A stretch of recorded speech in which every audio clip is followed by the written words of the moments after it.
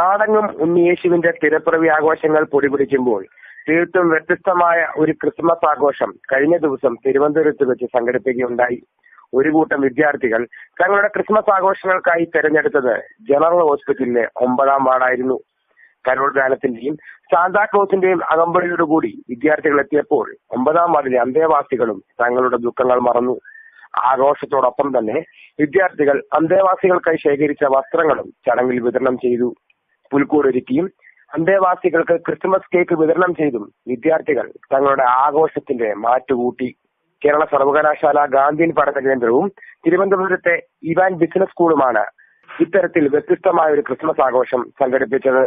കഴിഞ്ഞ വർഷവും കേരള സർവകലാശാല ഗാന്ധിയൻ പഠന കേന്ദ്രത്തിന്റെ നേതൃത്വത്തിൽ 9ാം വാർഡിലെ അന്തേവാസികൾക്കൊപ്പം ക്രിസ്മസ് ആഘോഷങ്ങൾ സംഘടിപ്പിച്ചിരുന്നു.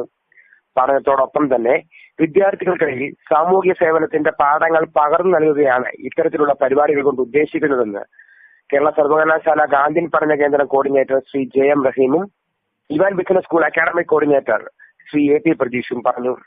അടുത്ത വർഷവും ഇത്തരത്തിൽ വ്യത്യസ്തമായ പരിപാടികൾ സംഘടിപ്പിക്കുകയാണ് തങ്ങളുടെ ലക്ഷ്യമെന്നും ഇരുവരും കൂട്ടിച്ചേർത്തു. ധനേഷ് രവീന്ദ്രൻ, ഒഗെയിൻസ് ന്യൂസ്, തിരുവനന്തപുരം.